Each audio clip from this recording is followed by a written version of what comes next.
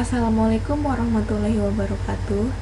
Di sini saya akan menjelaskan salah satu kemampuan pedagogi guru, yaitu menyusun rancangan pembelajaran yang lengkap, baik untuk kegiatan di dalam kelas, laboratorium, maupun di lapangan. Nah, mari kita masuk ke menu. Di dalam menu utama ini terdapat beberapa bagian. Yang pertama ada definisi. Definisi di sini menjelaskan pengertian cara menyusun rancangan pembelajaran yang lengkap baik untuk kegiatan dalam kelas, laboratorium maupun di lapangan. Kemudian ada mengapa. Mengapa di sini menjelaskan alasan mengapa kita harus menyusun rancangan pembelajaran yang lengkap. Ada bagaimana. Bagaimana di sini menjelaskan mengenai langkah-langkah pembuatan menyusun rancangan pembelajaran yang lengkap. Ada teori pendukung, kemudian ada sumber rujukan. Sumber rujukan ini memuat informasi atau data-data di mana saya mengambil materi yang saya jelaskan ini. Ada info lebih lanjut, kemudian ada keterkaitan, ada video pembelajaran. Mari kita masuk ke definisi terlebih dahulu. Definisi dari menyusun rancangan pembelajaran yang lengkap baik untuk kegiatan dalam kelas, laboratorium maupun di lapangan adalah praktek penyusunan media teknologi komunikasi dan isi untuk membantu agar dapat terjadi transfer pengetahuan atau pembelajaran yang lengkap secara efektif antara guru dan peserta didik, baik kegiatan pembelajaran di laboratorium maupun di kelas dan juga di lapangan. Nah, jadi menyusun rancangan ini tuh akan membantu guru dalam proses pembelajaran di dalam kelas dan akan mempermudah guru untuk melaksanakan proses pembelajaran di kelas. Selanjutnya kita kembali ke menu utama. Yang kedua ada mengapa.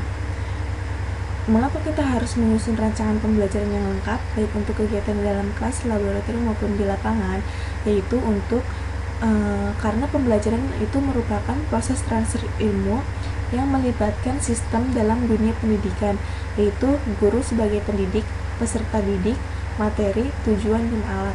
Dalam pembelajaran yang didesain atau direncanakan haruslah efektif dan efisien sehingga tujuan pembelajaran tercapai dan diterima dengan baik oleh peserta didik, sehingga tujuan nasional pendidikan mampu dicapai dengan baik.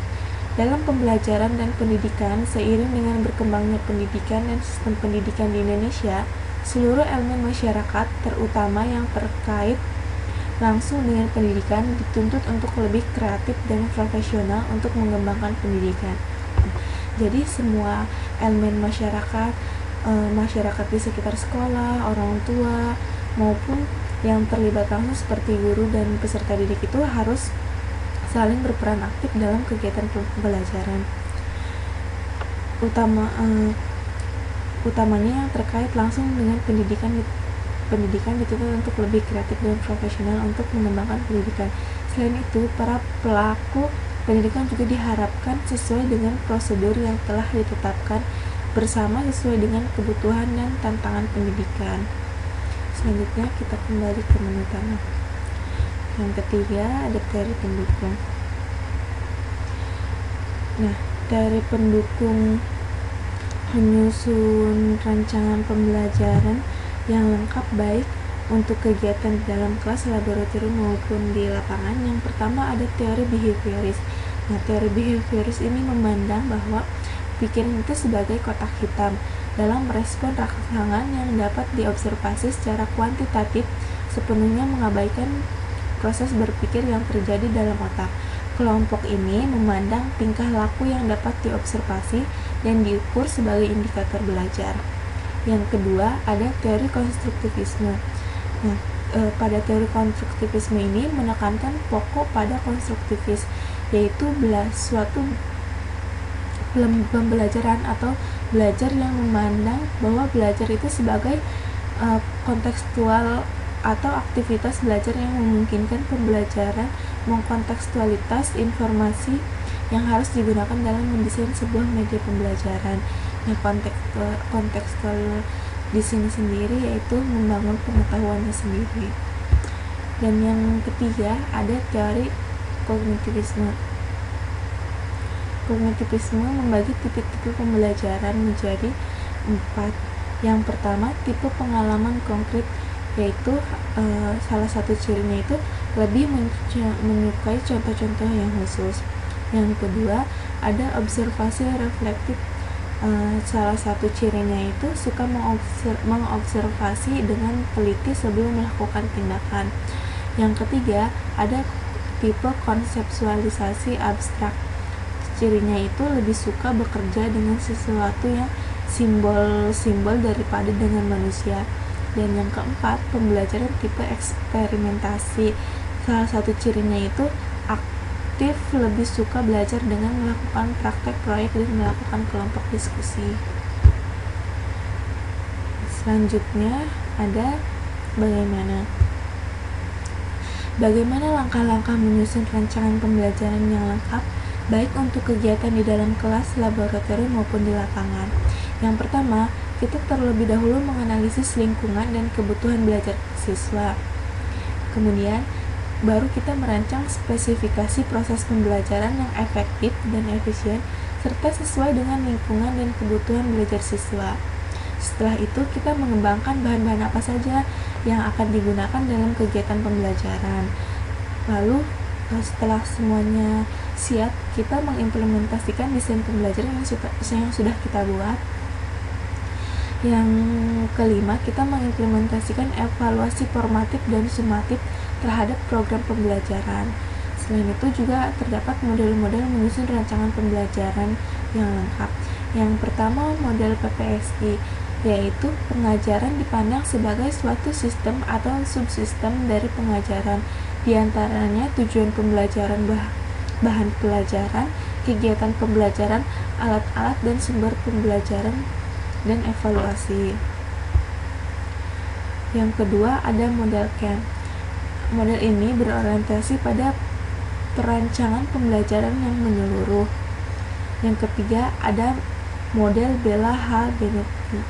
Model ini bertitik tolak dari pendekatan sistem yang mencakup ke-6 komponen yang saling berinti dan berinteraksi untuk mencapai tujuan pembelajaran yang lebih ditetapkan.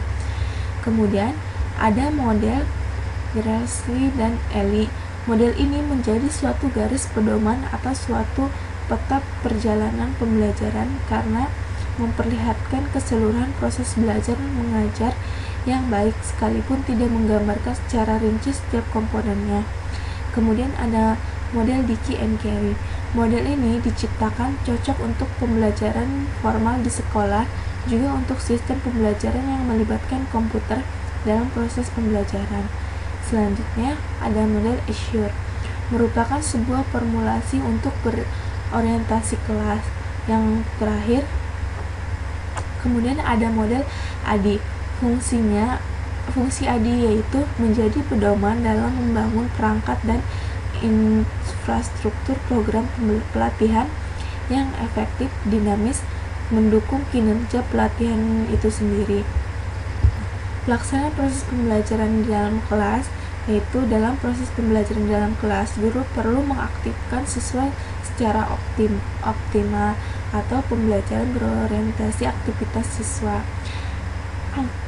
Pembelajaran berorientasi aktivitas siswa diwujudkan dalam berbagai bentuk kegiatan seperti mendengarkan, berdiskusi, memproduksi sesuatu, dan lain sebagainya.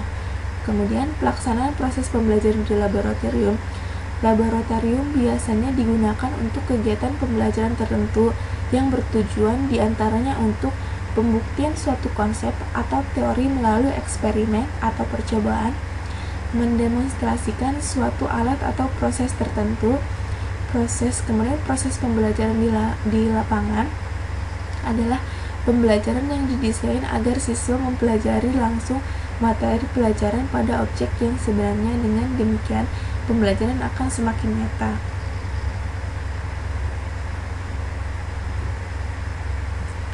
Kemudian kita lanjut ke keterkaitan. Nah, penjelasan ini tuh merupakan hasil komplikasi dari berbagai sumber-sumber rujukan utama.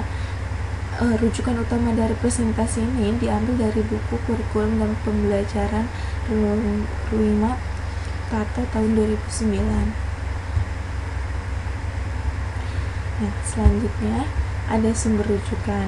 Nah, untuk bukunya sendiri tadi diambil dari Rohima Tato 2009, yaitu dengan buku Kurikulum dan Pembelajaran Jurusan Kemendikbud Fakultas Ilmu Pendidikan Universitas Pendidikan Indonesia. Kemudian ada juga jurnal Supriyatna, Dadang, dan Mulyadi Muhammad, yaitu konsep dasar desain pembelajaran bahan ajar untuk Diklat Training 2009 PPATK dan PLB Pusat Pengembangan dan Pemberdayaan Pendidikan dan Tenaga Kependidikan Taman Kanak-kanak Pendidikan Luar Biasa.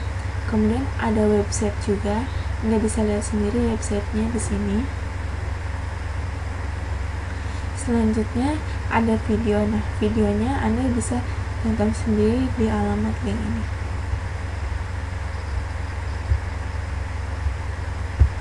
Untuk informasi lebih lanjut, Anda bisa menghubungi saya di Gmail, yaitu minsimyu451@gmail.com, atau di Facebook dengan nama Ika Rusmiawati. Sekian presentasi atau penjelasan mengenai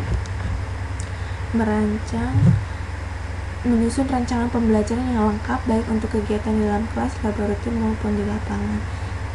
Wassalamualaikum warahmatullahi wabarakatuh.